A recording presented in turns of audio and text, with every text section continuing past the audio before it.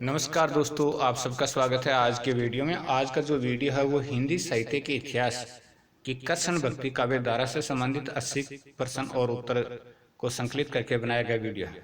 दोस्तों, कृष्ण भक्ति काव्य धारा से संबंधित पहले भी वीडियो अपलोड हो चुका है, लेकिन इसमें जो प्रश्न हैं वो नए हैं और जो पार्ट 2 आएगा आपके सामने वो भी नए प्रश्न उत्तरों के साथ आएगा।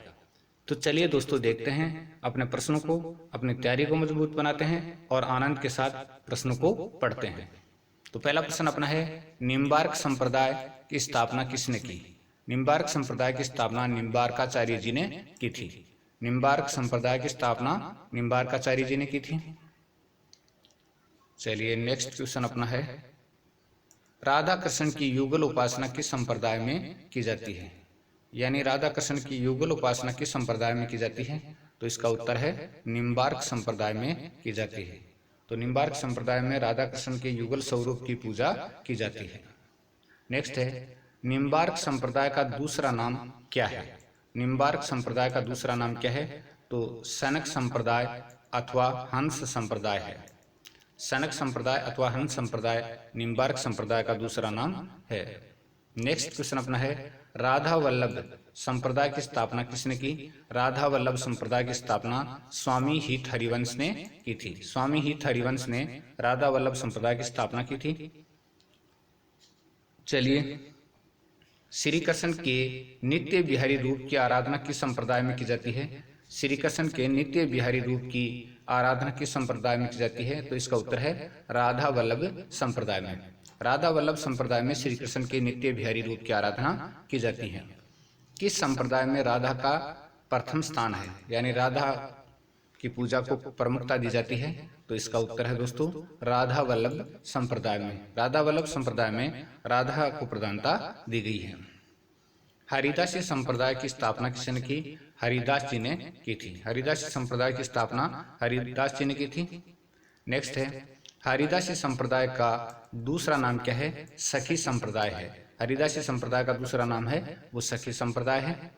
हरिदासी संप्रदाय में श्री कृष्ण के किस रूप की पूजा की जाती है? तो श्री कृष्ण की निकुंज बिहारी रूप की पूजा की जाती है। हरिदासी संप्रदाय में श्री कृष्ण के किस रूप की पूजा की जाती है? निकुंज बिहारी रूप की पूजा की जाती है। नेक्स्ट है, चैतन्य संप्रदाय की स्थापना किसने की? चैतन्य महाप्रभु ने की थी। चैतन्य महाप्रभु ने चैतन्य संप्रदाय की स्थापना की थी। नेक्स्ट क्वेश्चन है, चैतन्य संप्रदाय का दूसरा नाम क्या है? तो चैतन्य संप्रदाय का दूसरा नाम गौड़ीय संप्रदाय है। गौड़ीय संप्रदाय भी कहा जाता है चैतन्य संप्रदाय को। चैतन्य संप्रदाय में श्री कृष्ण के किस रूप की पूजा की जाती है? तो चैतन्य संप्रदाय में श्री कृष्ण के किस रूप की पूजा की जाती है? तो ब्रजेंद्र कुमार कृष्ण के रूप में पूजा की जाती है। ब्रजेंद्र कुमार श्री कृष्ण के रूप में पूजा की जाती है चैतन्य संप्रदाय में। चलिए नेक्स्ट है, सूरदास को पुष्टि मार्ग का जहाज किसने कहा था? गोस्वामी विठलनाथ ने कहा था। गोस्वामी विठलनाथ ने सूरदास को पुष्टि मार्ग का जहाज कहा था। चलिए, पुष्टि मार्गीय भक्ति के प्रवर्तक कौन थे? पुष्टि मार्गीय भक्ति के प्रवर्तक बल्लवाचार्य जी थे। बल्लवाचार्य जी पुष्टि मार्गीय भक्ति के प्रवर्तक माने जाते हैं। नेक्स्ट क्वेश्चन है, सूर सागर किस प्रकार का काव्य है? सूर सागर मुक्तक काव्य है। तो सूर सागर है वो मुक्तक काव्य है। नेक्स्ट है, रास पंचाध्यायी की रचना किसने की? रास पंचाध्यायी की रचना नंददास ने की थी। नंददास ने रास पंचाध्यायी की रचना की थी। चलिए, श्री कृष्ण का विवरण किस वेद में प्राप्त होता है? तो श्री कृष्ण का विवरण है वो किस वेद में प्राप्त होता है? ऋग्वेद के प्रथम, अष्टम और दशम मंडल में। तो ऋग्वेद है उसके प्रथम, अष्टम और दशम मंडल में श्री कृष्ण का विवरण है वो प्राप्त होता है। नेक्स्ट अपना है, किस उपनिषद में श्री कृष्ण का सर्वप्रथम वर्णन मिलता? उपनिषद, वेद तो ऊपर, वेद से संबंधित प्रश्न हमने ऊपर पढ़ लिया। तो उपनिषद की बात करते हैं तो छांदोग्य उपनिषद में, छांदोग्य उपनिषद में सर्वप्रथम श्री कृष्ण का वर्णन मिलता है, छांदोग्य उपनिषद में। अगला है, कृष्ण भक्ति काव्य धारा की प्रमुख विशेषता क्या है? तो मुक्तक काव्य धारा शैली, यानी मुक्तक काव्य धारा शैली है कृष्ण भक्ति काव्य धारा की। और राम भक्ति काव्य धारा की विशेषता है प्रबंधात्मक काव्य, यानी राम भक्ति काव्य धारा के जितने भी कवि हुए हैं उन्होंने प्रबंध काव्य लिखे हैं, और कृष्ण भक्ति के जितने कवि हुए हैं उन्होंने मुक्तक शैली को अपनाया है। अगला है, हिंदी में यदि किसी ने श्रृंगार रस का राजत्व को दिखलाया है तो सूर ने। हिंदी में यदि किसी ने श्रृंगार रस का राजत्व को दिखलाया है तो सूर ने। ये कथन किसका है? तो ये कथन किसका है? ये कथन आचार्य रामचंद्र शुक्ल का है कि श्रृंगार रस का राज है वो दिखाया है। तो किसने दिखाया है? तो वो सूरदास जी ने दिखाया, और आचार्य रामचंद्र शुक्ल का ये कथन है। चलिए, ब्रजमंडल के प्रमुख वैष्णव संप्रदाय का नाम बताइए। ब्रजमंडल के, तो ब्रजमंडल के प्रमुख वैष्णव संप्रदाय का नाम है निम्बार्क संप्रदाय। निम्बार्क संप्रदाय है वो ब्रजमंडल का प्रमुख वैष्णव संप्रदाय है। चलिए, निम्बार्काचार्य जी को किसका अवतार माना जाता है? निम्बार्काचार्य जी को तो श्री कृष्ण के सुदर्शन चक्र का अवतार माना जाता है। निम्बार्काचार्य जी को श्री कृष्ण के सुदर्शन चक्र का अवतार माना जाता है। निम्बार्काचार्य जी के सिद्धांत का क्या नाम है? द्वैतवाद निम्बार्काचार्य जी के सिद्धांत का नाम है। द्वैतवाद। चलिए, नेक्स्ट है, वेदांत कौस्तुभ की रचना किसने की? वेदांत कौस्तुभ की रचना श्रीनिवासाचार्य जी ने की थी। वेदांत कौस्तुभ की रचना श्रीनिवासाचार्य जी ने की थी। नेक्स्ट प्रश्न है, वेदांत परिजात सौरभ की रचना किसने की? निम्बार्काचार्य जी ने की थी। वेदांत परिजात सौरभ की रचना निम्बार्काचार्य जी ने की थी। अगला है, राधा कृष्ण का युगल भाव, पहले भी प्रश्न इसी रूप में आया है, किस संप्रदाय में स्वीकृत है? राधा कृष्ण का युगल भाव, तो ये निम्बार्क संप्रदाय में स्वीकृत है। राधा कृष्ण का युगल भाव निम्बार्क संप्रदाय में स्वीकृत है। राजस्थान में निम्बार्क संप्रदाय की सबसे बड़ी गद्दी कहां पर है? तो सलेमाबाद राजस्थान में है। सलेमाबाद के अंदर है ये। राजस्थान में निम्बार्क संप्रदाय की जो सबसे बड़ी गद्दी है वो सलेमाबाद में है। चलिए, निम्बार्क संप्रदाय में राधा को किस रूप में चित्रित किया गया है?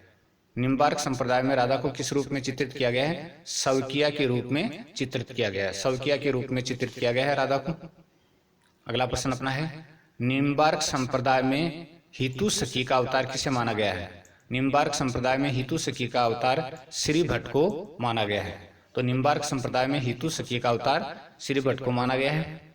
युगल शतक की रचना किसने की? युगल शतक की रचना किसने की? श्री भट्ट ने युगल शतक की रचना की थी। श्री भट्ट ने युगल शतक की रचना की। नेक्स्ट प्रश्न अपना है, निम्बार्क संप्रदाय की रसिक परंपरा का आधार ग्रंथ कौन सा है? निम्बार्क संप्रदाय की रसिक परंपरा का आधार ग्रंथ कौन सा है? तो ये महावाणी है। महावाणी है वो निम्बार्क संप्रदाय की रसिक परंपरा का आधार ग्रंथ है। अगला है, राधा वल्लभ संप्रदाय की स्थापना कहां पर हुई? वृंदावन में, और 1534 में हुई थी। राधा वल्लभ संप्रदाय की स्थापना वृंदावन में 1534 में। निम्बार्क संप्रदाय की प्रमुख गद्दी, तो निम्बार्क संप्रदाय की प्रमुख गद्दी श्री जी की बड़ी कुंज, ये नाम है इसका।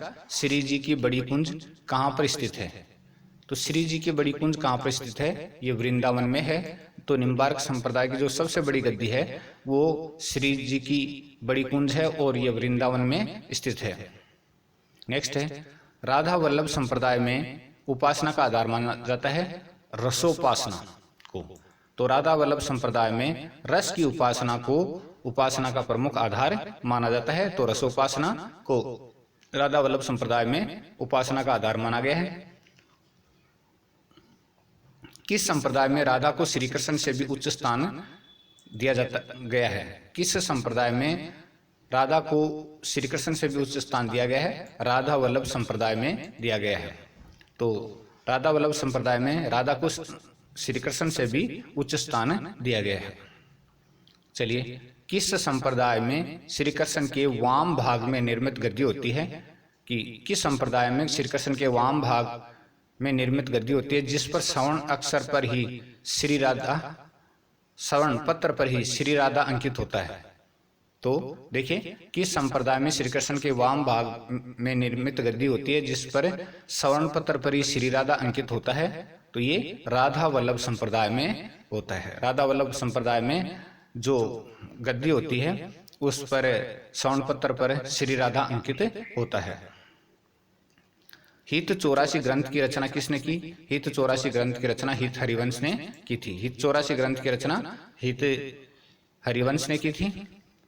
नेक्स्ट अपना सेवक चरित की रचना किसने की? सेवक चरित की रचना प्रियादास ने की थी। प्रियादास ने सेवक चरित की रचना की थी।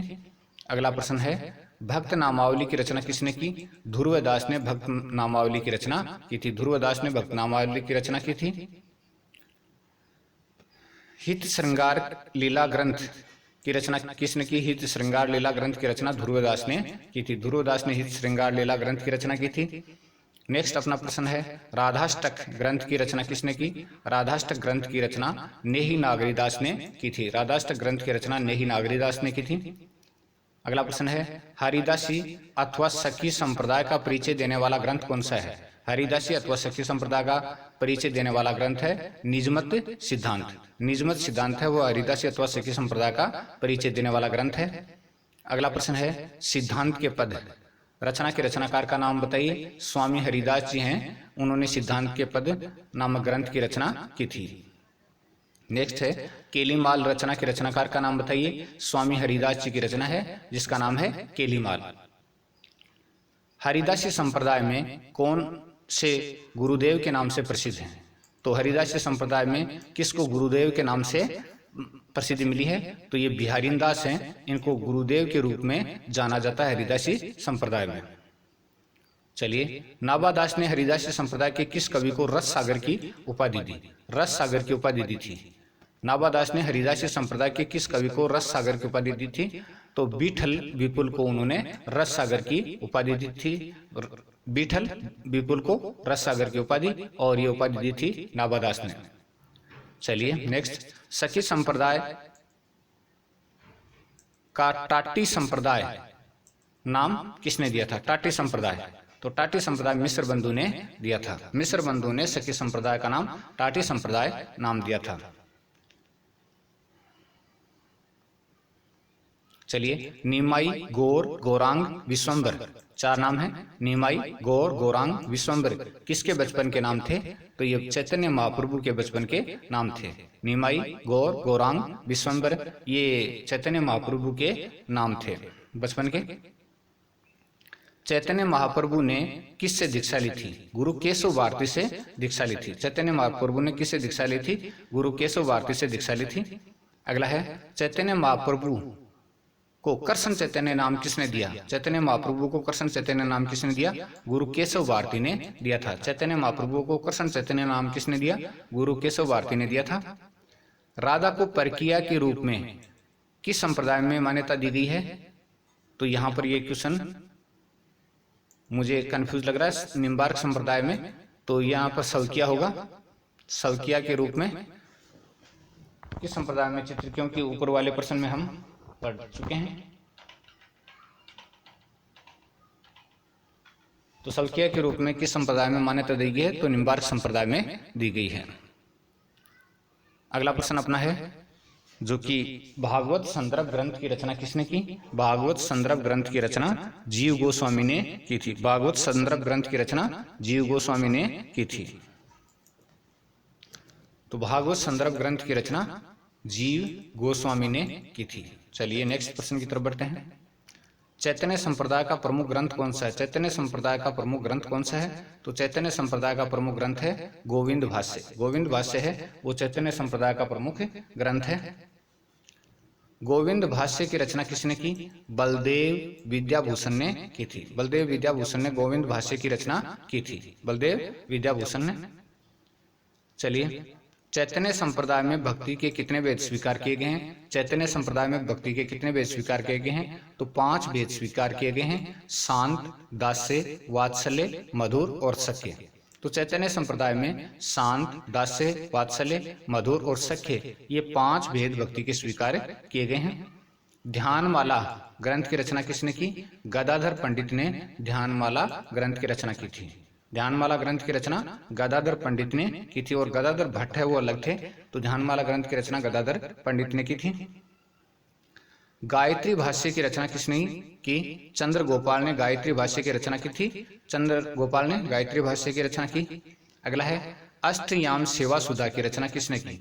अष्टयाम सेवा सुधा की रचना भी चंद्र गोपाल ने की थी। चंद्र गोपाल ने अष्टयाम सेवा सुधा की रचना की थी। चलिए गौरांग अष्टयाम की रचना किसने की? गौरांग अष्टयाम की। तो गौरांग अष्टयाम की रचना चंद्र गोपाल ने की थी। तो ये तीनों चारों प्रश्न है वो इसलिए दिए गए हैं ताकि अष्टयाम है उस, क्योंकि इन 2 प्रश्नों में तो अष्टयाम नाम है, तो ये याद रह जाए। अगला है श्री राम माधव भाष्य की रचना किसने की? श्री राधा माधव भाष्य। श्री राधा माधव भाष्य की रचना चंद्र गोपाल ने की थी। श्री राधा माधव भाष्य की रचना चंद्र गोपाल ने की थी। नेक्स्ट है भक्ति रस प्रबोधिनी की रचना किसने की? प्रियादास ने की थी। प्रियादास ने भक्ति रस प्रबोधिनी की रचना की थी। नेक्स्ट है अनन्य रसिकमाल की रचना किसने की? भगवत मुदित ने की थी। अनन्य रसिकमाल की रचना भगवत मुदित ने की थी। अनन्य रसिकमाल। नेक्स्ट है वृंदावन शतक की रचना किसने की? वृंदावन शतक की रचना भगवत मुदित ने की थी। भगवत मुदित ने वृंदावन शतक की रचना की थी। हित चरित्र की रचना किसने की? भगवत मुदित ने हित चरित्र की रचना की थी। भगवत मुदित ने। नेक्स्ट है भाव प्रकाश की रचना किसने की? तो हरिराय ने भाव प्रकाश की रचना की थी। हरिराय ने किसकी रचना की थी? भाव प्रकाश की रचना की थी। भक्तमाल की रचना किसने की? नाभादास ने भक्तमाल की रचना की थी। प्रसिद्ध रचना है ये। चलिए नेक्स्ट 84 वैष्णवन की वार्ता की रचना किसने की? 84 वैष्णवन की वार्ता, तो इसकी रचना गोकुलनाथ ने की थी। 84 वैष्णवन की वार्ता की रचना गोकुलनाथ ने की थी। अगला प्रश्न है 252 वैष्णवन की वार्ता। 252 वैष्णवन की वार्ता की रचना किसने की? तो इसकी भी गोकुलनाथ ने की थी। 252 वैष्णवन की वार्ता की रचना भी गोकुलनाथ ने की थी। चलिए वल्लभाचार्य जी का जन्म कहाँ पर हुआ था? तो वल्लभाचार्य जी का जन्म है वो 1478 ईस्वी में बनारस के पास चंपानगर में हुआ था। तो 1478 ईस्वी में बनारस के पास चंपानगर में वल्लभाचार्य जी का जन्म हुआ था। चलिए आगे देखते हैं वल्लभाचार्य जी ने किसके निर्देशन में गोवर्धन पर्वत पर श्रीनाथ जी के मंदिर की स्थापना की? निर्देशन, यहाँ निर्देशन देखिएगा शब्द। वल्लभाचार्य जी ने किसके निर्देशन में गोवर्धन पर्वत पर श्रीनाथ जी के मंदिर की स्थापना की? तो पूरणमल खत्री के निर्देशन में 1519 में उन्होंने गोवर्धन पर्वत पर श्रीनाथ जी के मंदिर की स्थापना की थी। चलिए राधा का सर्वप्रथम उल्लेख किस ग्रंथ में मिलता है? गोपाल तापनी उपनिषद में। गोपाल तापनी उपनिषद में राधा का सर्वप्रथम उल्लेख मिलता है। कृष्ण भक्ति शाखा के प्रमुख कवि कौन हुए हैं? कृष्ण भक्ति शाखा के प्रमुख कवि, तो चलिए ये सूरदास हैं, वो प्रमुख कवि हुए हैं। जैसे राम भक्ति के तुलसीदास हैं वैसे सूरदास हैं। श्री संप्रदाय के प्रवर्तक कौन माने जाते हैं? श्री रामानुजाचार्य माने जाते हैं। ये राम भक्ति शाखा से संबंधित प्रश्न है। 2 प्रश्न राम भक्ति शाखा से आएंगे। चलिए अद्वैतवाद के प्रतिष्ठापक आचार्य का नाम बताइए। शंकराचार्य जी हैं अद्वैतवाद के प्रतिष्ठापक आचार्य। अद्वैतवाद। चैतन्य संप्रदाय का दार्शनिक सिद्धांत कौन सा है? तो चैतन्य संप्रदाय का दार्शनिक सिद्धांत अचिंत्य भेदाभेद है। अचिंत्य भेदाभेद चैतन्य संप्रदाय का दार्शनिक सिद्धांत है। नेक्स्ट है उज्ज्वल नीलमणि रचना के रचनाकार का नाम बताइए। रूप गोस्वामी की रचना है जिसका नाम है उज्ज्वल नीलमणि। नेक्स्ट प्रश्न है तत्सुखी संप्रदाय की स्थापना किसने की? जीवाराम ने की थी। जीवाराम ने तत्सुखी संप्रदाय की स्थापना की थी। सवसुखी संप्रदाय के प्रवर्तक का नाम बताइए, तो की गलत है यहाँ पर। सवसुखी संप्रदाय के प्रवर्तक का नाम बताइए, तो रामचरण दास जी ने सवसुखी संप्रदाय की स्थापना की थी। सवसुखी संप्रदाय के प्रवर्तक हैं वो रामचरण दास जी थे। चलिए वल्लभाचार्य जी ने भगवत अनुग्रह या कृपा को क्या कहा है? वल्लभाचार्य जी ने भगवत अनुग्रह या कृपा को क्या कहा है? पुष्टि कहा है। तो वल्लभाचार्य जी ने भगवत अनुग्रह या कृपा को पुष्टि कहा है और उसी के आधार पर पुष्टि मार्ग बनाया था। चलिए सखी संप्रदाय की 2 शाखाओं के नाम बताइए। तो सखी संप्रदाय की 2 शाखाएं हैं, तत्सुखी शाखा और सवसुखी शाखा। तो तत्सुखी शाखा और सवसुखी शाखा। तत्सुखी शाखा का जीवाराम ने और सवसुखी शाखा का रामचरण दास जी ने प्रवर्तन किया। तो आज के वीडियो में इतना ही। वीडियो कैसा लगा कमेंट जरूर कीजिएगा और दोस्तों देखते रहिएगा। और कमेंट इसलिए भी कीजिएगा कि दोस्तों लॉकडाउन में आपका समय कैसा व्यतीत हो रहा है, किस रूप में है, पढ़ाई कर रहे हैं या नहीं कर रहे हैं। कम से कम एक कमेंट तो आपकी उपस्थिति का दर्ज होना ही चाहिए। बहुत बहुत धन्यवाद। वीडियो देखने के लिए आपका बहुत आभार और बहुत तीखी दोपहरी की हार्दिक शुभकामनाएं।